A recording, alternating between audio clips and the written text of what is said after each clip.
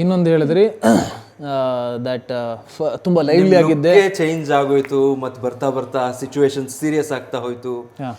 ಒಳಗೋಗಿದ್ ಕಾರ್ತಿಕ್, ಆಮೇಲೆ ನಾವು ನೋಡ್ತಾ ಬಂದಿದ್ ಕಾರ್ತಿಕ್, ಅಟ್ಟೈರಿಂದ ಹಿಡಿದು ಬಿಹೇವಿಯರ್ ವರ್ಗು ಎಲ್ಲವೂ ಚೇಂಜ್ ಆಯ್ತು. ಸರಿ, ಲೈವ್ಲಿ ಇದ್ದಿದ್ದು ಸೀರಿಯಸ್ ಆಗೋಯ್ತು. ಎಲ್ಲವೂ ನಾನೇ, ಲೈವ್ಲಿ ಆಗಿದ್ದಿದ್ದು ನಾನೇ, ಅಲ್ಲಿ ಸ್ವಲ್ಪ ಡೌನ್ ಆಗಿದ್ದು ನಾನೇ. ಬಿಗ್ ಬಾಸ್ ಮನೆ ಸರ್ 100 ದಿನಗಳ ಕಾಲ ಇದೆಯಲ್ಲ, ಯಾವುದೇ ಒಬ್ಬ ವ್ಯಕ್ತಿ ಎಂಥ ಬಂಡೆ ಅಂತ ಇರೋ ವ್ಯಕ್ತಿ ಹೋದ್ರೂ ಕರಗಿ ನೀರಾಗಿ ಹೋಗ್ತಾರೆ sir. I was very strong. ನಾನು ಕೊನೆಯಲ್ಲೂ ತುಂಬ ಸ್ಟ್ರಾಂಗಾಗೇ ಇದ್ದೆ.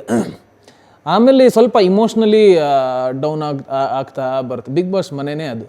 ನಿಮ್ಮನ್ನು ಎಷ್ಟೋ ವಿಷಯಗಳಿಂದ ದೂರ ಇಟ್ಟಾಗ ಬರೀ ಸ್ಟಾರ್ಟಿಂಗಲ್ಲಿ ಎಲ್ಲ ತುಂಬ ಚೆನ್ನಾಗಿರ್ತಾರೆ, ಹೋಗ್ತಾ ಹೋಗ್ತಾ ಅವರೇ ನಿಮಗೆ ಆಪೋನೆಂಟಾಗಿ ಕಾಣಿಸ್ತಾರೆ, ಅವರೇ ಎಲ್ಲ ಕೆಲವೊಂದು ವಿಷಯಗಳು ಟಾರ್ಗೆಟ್ ಮಾಡೋಕ್ಕೆ ಶುರು ಆಗಿರುತ್ತೆ. ಅದೆಲ್ಲವೂ ಮನಸ್ಸಲ್ಲಿ ಕಾಡ್ತಾ ಇರುತ್ತೆ. ಆವಾಗ ನಿಮಗೆ ಸ್ವಲ್ಪ ಇಮೋಷ್ನಲಿ ವೀಕ್ ಅಂತ, ಲೋನ್ಲಿ ಫೀಲ್ ಆಗುತ್ತೆ, ಇಮೋಷ್ನಲಿ ವೀಕ್ ಆಗುತ್ತೆ. ಸೊ ಅವಾಗ ಅದನ್ನು ಹೇಳ್ಕೋಬಾರ್ದು ಅನ್ನೋ ಗೊಂದಲಗಳಿರುತ್ತೆ. ಸೊ ಲೈವ್ಲಾಗಿದ್ದು ನಾನೇ, ಸ್ವಲ್ಪ ಲೋ ಆಗಿದ್ದು ನಾನೇ, ಕಮ್ ಬ್ಯಾಕ್ ಮಾಡಿದ್ದು ನಾನೇ, ಕೊನೆಗೆ ನಿಂತ್ಕೊಂಡಿದ್ದು ನಾನೇ, ಗೆದ್ದಿದ್ದು